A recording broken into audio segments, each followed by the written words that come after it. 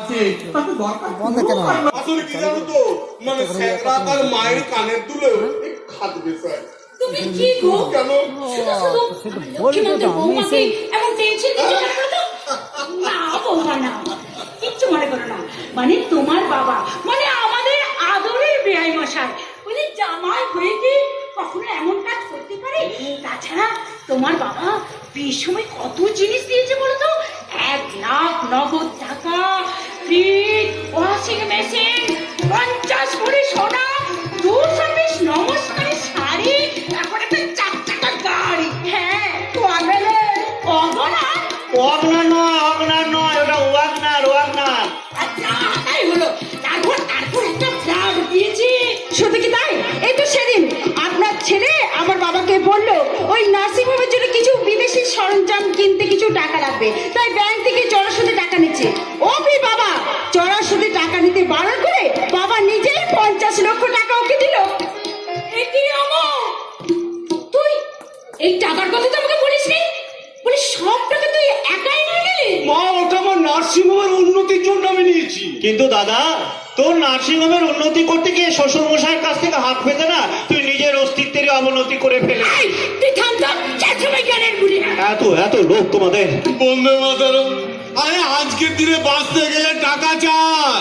তাই বোধহয় বস্তি উন্নয়নের জন্য বরাদ্দ সমস্ত টাকাটা তোমার ব্যাংকে চলে গেছে, তাই না মাননীয় এমপি স্বদেশ প্রকাশে? চোখের মাথাটাও খেয়েছিস, হ্যাঁ? আর বস্তিতে যে অত বড় করে একটা শনি মন্দির করলাম সেটা তোর চোখে পড়লো না? উচিত ছিল একটা লাইব্রেরি করে দেওয়া। তোর কি মাথা খারাপ হয়েছে নাকি? হ্যাঁ, লেখাপড়া শিখলে একটা নেতাজি ক্ষুদিরাম বোস হয়ে আমার কাছে এসে দেশের হিসেব চাইবে। উচিত ছিল ওই পচা নর্দমাটার একটা নিকাশির ব্যবস্থা করা। কি রে?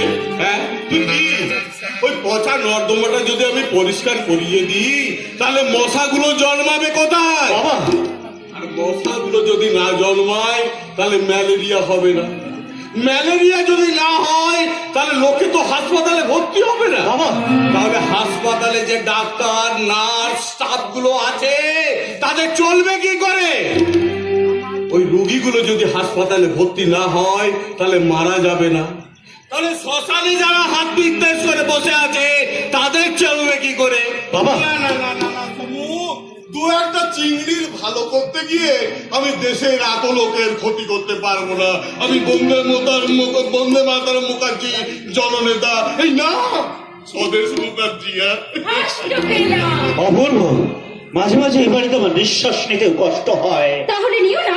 উভয় থাকলে আমি কতদিন আগে এই বাড়ি থেকে চলে যেতাম বলতে। তবে যেদিন তুই যাবি সেদিন এই কথাগুলো বলিস, এখন থেকে বলিস না। আরে এইসব চিন্তা করছিস কেন? তোর ড্যাডি হচ্ছে এমপি, দাদা হচ্ছে ডাক্তার, তুই তো সুখে থাকার কথা। সুখ? হ্যাঁ মা, ওই সুখটা খোঁজারই তো চেষ্টা করছি, কিন্তু চারিদিকে দুঃখের বন্যায় প্লাবিত হয়ে গেছে মানবতার হাজার হাজার প্রাণ, নষ্ট হয়ে গেছে বিবেকের ফসল, হয়ে গেছে বিপ্লবের পোস্টার। আর তাই তো কাগজ কলমারে ক্যামেরাটা হাতে নিয়ে ডাক্তার দাদার ভাই, এমপি বাবার ছেলে আর এই মুখার্জি ফেরা ছোট লোক সাংবাদিক খুঁজে চলেছে সুখের ঠিকানা। আমার আপনার যে আপন যে খুঁজি তারে আমি আপনার, আমার আপনার যে আপন যে খুঁজি তারে আমি আপনার। আমি শুনি যেন তার চরণের ধ্বনি, শুনি যেন তার চরণের ধ্বনি, আমারি পিয়াসী বাসনা। আমার আপনার যে আপন যে জন খুঁজি তারে আমি আপনার, খুঁজি তারে আমি আপনার, খুঁজি তারে আমি আপনার। একটা হারামজাদা সালা মাঝে মাঝে মনে হয় অরিজিনাল আমারই ছেলে তো, না মানে তোমার সতীন, মানে আমার প্রথম পক্ষের বউ। স্বভাব চরিত্র তো বিয়ের আগে ভালো ছিল না। তুমি থামবে? কি হয়েছে? ওরা রয়েছে না। বন্দে মাতরম, বন্দে মাতরম। হ্যাঁ, তাই হামু অমু, তোর গুণধর ভাই তো গান করতে করতে গরিব মানুষের চিৎকার শুনতে চলে গেল, তুই কি করবি? আমার টাকা চাই, টাকা। ওসব চিৎকার টিৎকার আমার দ্বারা শোনা হবে না। চলি বাবা, আজ আমার 3টে অপারেশন। চলি। দুর্গা দুর্গা দুর্গা দুর্গা। ওই 3টের মধ্যে কটা বাজবে ভগবান জানে।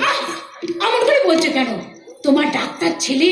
হ্যাঁ, ছেলে আমার ডাক্তার, কিন্তু হাতুড়ে শালা একটা জাল সার্টিফিকেট জোগাড় করে নিয়েছে, একবারে এমবিবিএস ডাক্তার হয়ে বসে পড়েছে।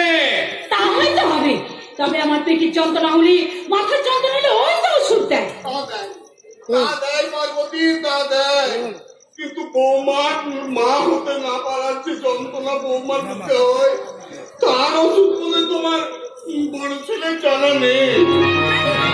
বংশধর তো চাই বৌমা। আপনার মুখ থেকে কিন্তু আমি এই কথা আশা করিনি জানি। আর এত যদি বংশধরের দরকার থাকে, তাহলে আপনারা সমরেশের বিয়ে দিন। বন্দে মাতরম।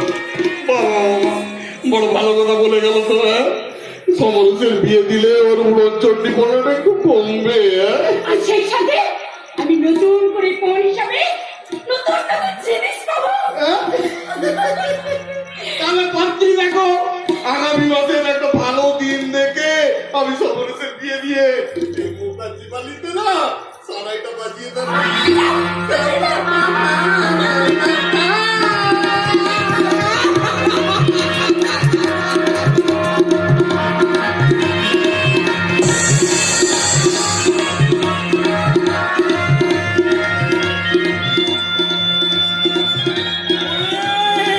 কে কোথায় আছিস?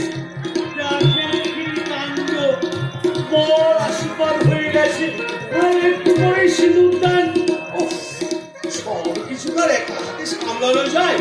তবু শান্তি, মা বড় মেয়েটার বিয়েটা দিতে পারছি। কই রে?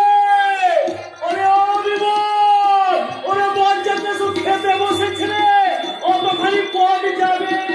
দেখেছো, এই যেদিকে না তাকাবো সেদিকে কিছু না কিছু একটা হবে। বলছি না, বাড়ি মাথায় করছি বলি, মেয়ের বিয়েতে সবচেয়ে বেশি আনন্দ তোমার তো দেখছি। হবে না?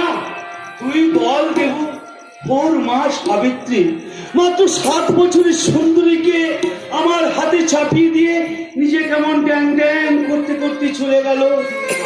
কত করে বললাম, সাবিত্রী আমাকে একা রেখে যেও না, শুনলো না, শুনলো না আমার কথা। বললো বললো মরণ বেদি যখন নিতে এসেছে তখন আমাকে যেতেই হবে, তখন আমাকে যেতেই হবে। সেই থেকে শুরু হয়ে গেল বাপ বেটির জীবন। সেই ছোট্টবেলা থেকে কোলে পিঠে করে মানুষ করলাম, আর সেই হতভাগীটা এই বুড়ো বাপটাকে ছেড়ে চলে যায়।